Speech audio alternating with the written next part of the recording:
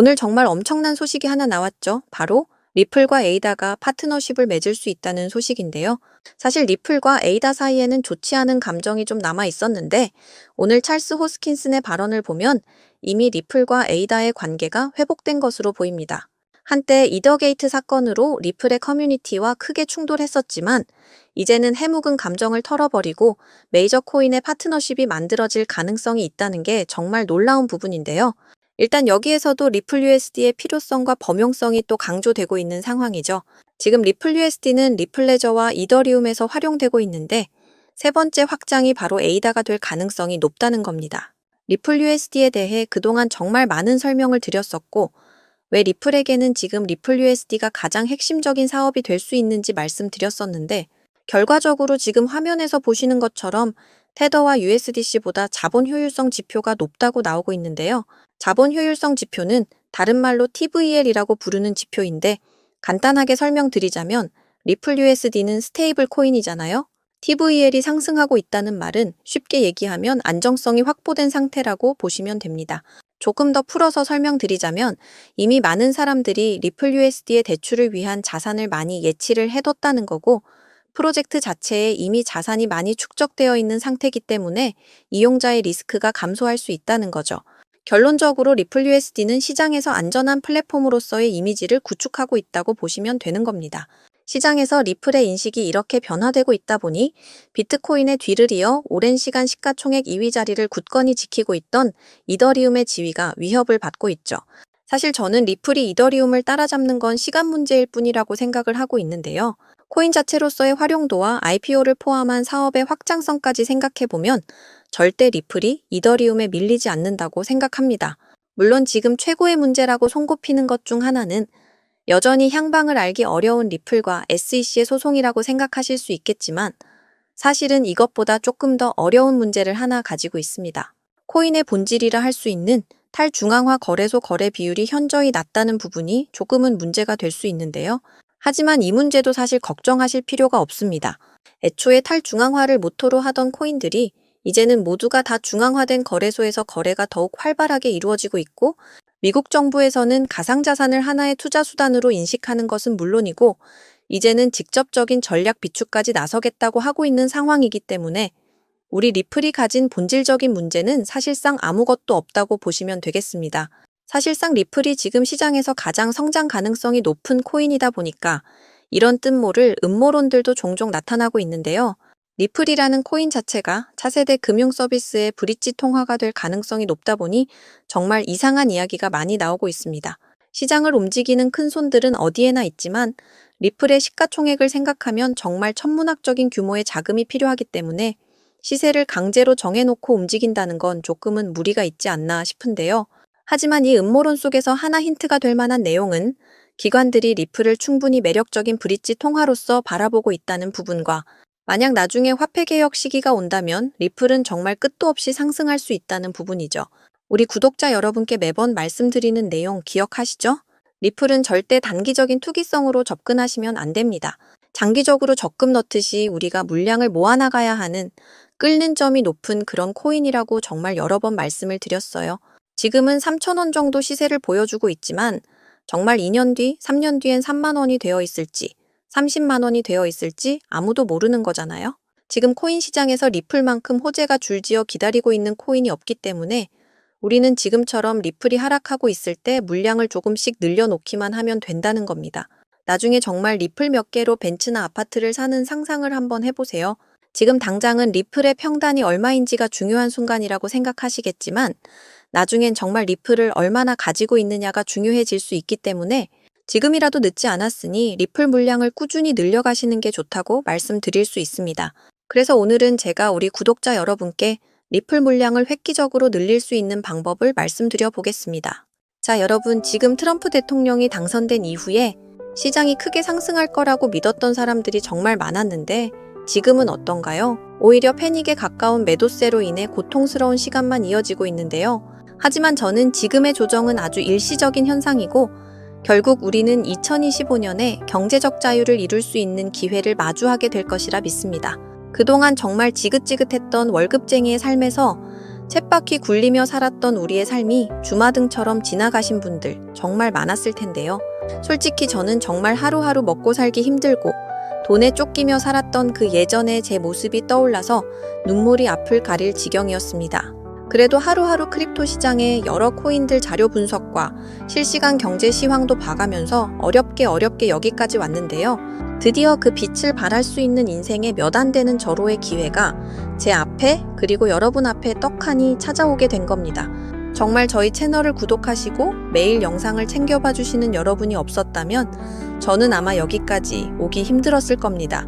그래서 정말 어렵게 분석하고 또 분석해서 찾아낸 이런 경제적 자유를 누릴 수 있는 아주 좋은 코인을 우리 구독자 여러분께 보답하는 마음으로 모두 공개를 해야겠다 마음을 먹었습니다. 제가 이 코인을 여러분께 말씀드리는 이유는요. 트럼프의 당선을 위해서 모든 것을 도와주고 지금은 트럼프의 칼이 되어 선봉에 서서 악역을 자처하고 있는 일론 머스크와 관련이 있고요. 일론 머스크와 더불어 세계 최대 자산운용사인 블랙록 그리고 트럼프까지 연관이 되어 있기 때문입니다. 자, 지금의 밈코인의 생태계가 탄생한 바탕과 기틀을 마련한 세계 최고의 부자인 일론 머스크가 현재 전 세계에서 주목을 받고 있는 이유는 앞에서 말씀드렸듯이 트럼프와 매우 밀접한 행보를 보여주고 있는 덕분이죠.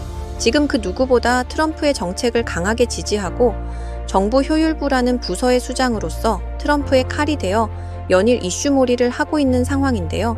테슬라의 주가가 고점 대비 50%가 하락할 만큼 어려운 상황에 처해 있음에도 여전히 트럼프와의 우정을 과시하고 있습니다. 일론 머스크는 트럼프 대통령 선거 당시부터 다양한 지지 활동을 해왔고 트럼프의 선거 유세장에서 사상 처음으로 트럼프를 위한 찬조 연설은 물론 미국 대선에 정말 큰 영향을 끼쳤던 펜실베니아주에서 단독 선거 유세까지 진행을 했었죠. 심지어 머스크 본인이 만든 정치 기부 단체인 아메리카팩을 통해서 수백억 원에 달하는 자금을 동원해서 트럼프를 지지하는 유권자를 모으기도 했습니다. 사실상 도지파더로 불리웠던 일론 머스크는 크립토 시장에서 많은 유권자들을 설득하고 트럼프가 당선되는 데 있어서 큰 영향을 끼친 건 사실이죠. 하지만 지금 상황은 좀 달라졌죠. 거침없는 발언과 행동들로 테슬라는 물론 도지코인의 가격까지 하락세를 면치 못하고 있는데요.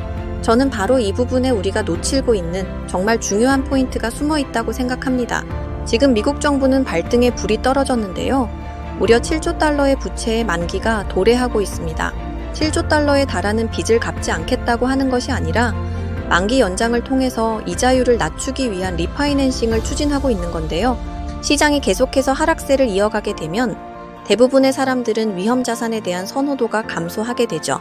미국 정부에서 보증하는 국채나 금 혹은 우량 기업의 채권 쪽으로 시선을 돌리게 되어 있습니다. 특히 미국 국채의 경우 미국의 경제 불확실성으로 인해 한때 10년물 이자율이 무려 4.9%까지 치솟았던 적이 있습니다. 미국의 10년물 국채 금리의 움직임은 쉽게 말하면 지금의 100만 원과 10년 뒤의 100만 원은 가치가 달라지기 때문에 화폐의 가치 감소를 보정하기 위해서 이자를 주는 게 일반적인데요. 수요와 공급의 원칙에 따라 사람들이 10년물 채권을 많이 매수하면 이자율은 내려가고 사람들이 10년물 채권을 많이 매도하거나 관심을 갖지 않으면 이자율은 계속해서 올라가게 됩니다. 트럼프는 지금 10년물 국채 금리의 하향 조정에 굉장히 공을 들이고 있는 상황입니다. 과연 트럼프는 왜 이렇게 10년물 국채 금리에 관심을 두고 있을까요? 미국 증시와 코인 시장이 이렇게까지 하락세를 면치 못하고 있음에도 오직 10년물 국채 금리가 하락하기만을 기다리고 있는 상황인데 심지어 동맹국들에게 100년 만기 무이자 채권을 강매하려는 움직임까지 보이고 있습니다. 바로 이 숨은 의도는 연준을 압박해서 기준금리를 하향 조정하기 위함이죠. 지금 트럼프는 급한 불을 꺼야 합니다. 트럼프 행정부를 향해 달려오고 있는 무려 7조 달러의 채무를 더 낮은 이율로 재연장하기 위해서 의도적으로 시장을 크게 휘청거리게 하고 있다는 걸 알고 계셔야 합니다. 여러분 다들 아시는 것처럼 트럼프는 본인의 취임식 하루 전에 오피셜 트럼프라는 밈코인을 발행할 정도로 시장에 대한 이해도와 활용도를 충분히 알고 있는 사람입니다. 바로 이 트럼프가 미국의 국채 문제와 미국의 부채 문제를 해결하기 위해서 코인 시장을 활용하고 있다는 증거를 찾았습니다.